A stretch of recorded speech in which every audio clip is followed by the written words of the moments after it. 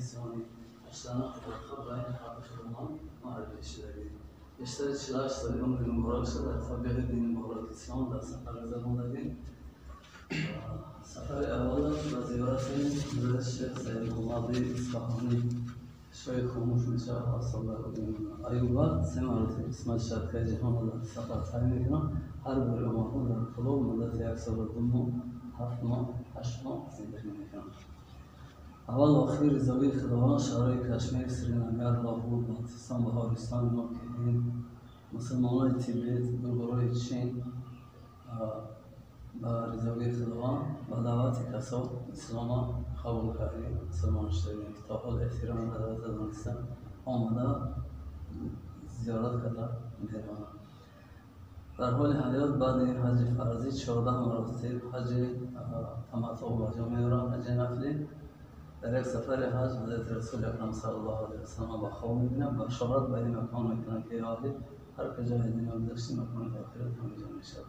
700 تا مریدان ای هر ملت که هم سفری میرسلی در یک مردمی بودن خواب دیدگیشون همچون نصیحتشون میکنم که رسول اکرم صلی الله علیه و سلم ما را به اون مکان اشارت دادند. بین فتکی و کنار افغانستان بازگشت ای کشمیر و آمدان با وطنش رفتند. بین فتکی و کنار افغانستان ای دنیا میگذرم آورده به این مکان و خواب میسپارم. داخل مقبره آدم 12 تا عقل خواب هسته. روبرو بچهش حضرت سید محمد مبالغ موحدی راه اسلام 60 سال عمر مبارک شد در اون که این در تبلیغ دین مبارک اسلام نزگرانند. حضرت سید محمد 6 تا فرزندان در قربا خواب هستند. 3 تا این طرف 3 تا این طرف قبر خوب و خوبه همراه پدرش آمدن کی گذشتنشان نامعلوم میگن.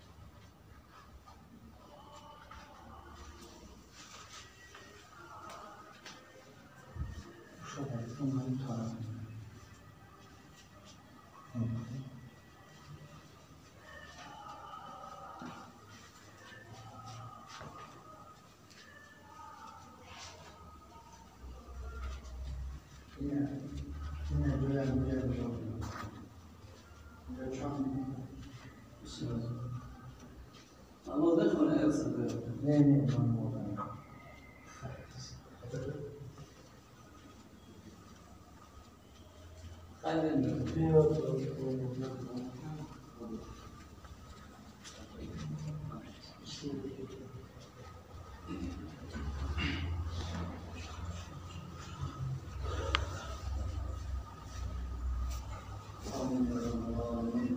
اللهم صل على سيدنا محمد القائد الداعي الى رشد نبي الرحمه والامام المتقين سيدنا وآله واصحابه اجمعين.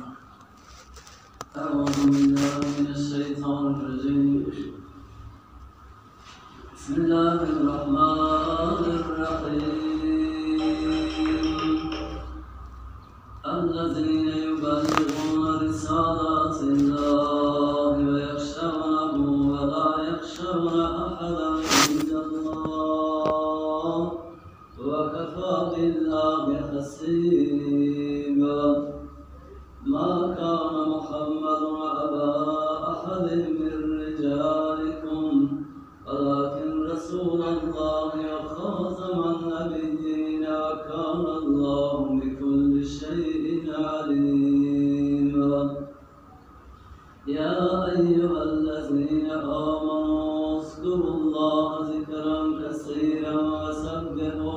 بكرة وأصيلا هو الذي يصوركم في الأرحام كيف يشاء لا إله إلا هو العزيز الحكيم سبحان ربك رب العزة عما يصفون وسلام على المرسلين والحمد لله رب العالمين آمين يا رب العالمين إله لا إله إلا الله محمد رسول الله وعزة كلمات مبارك أولا وخاصة بعد جماعة القرآن والأهل القرآن وبركاته بكثير من أخيار الأطفال الصالح زيادة الإمام خالد خالد يوم قامنا جميع غریبان و مسافران را خداوند آباد آمدن و خواندنشان به حق لا اله الا الله امان من الله مسیح و وجودی بدان از فضیلت‌های و آیات‌های کلام ربانی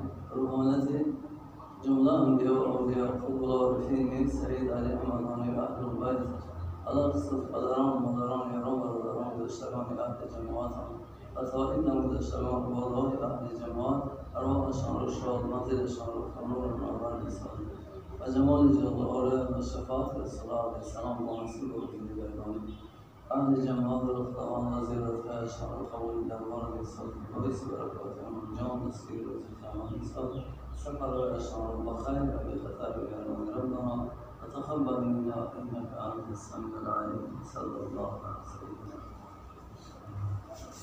سلم.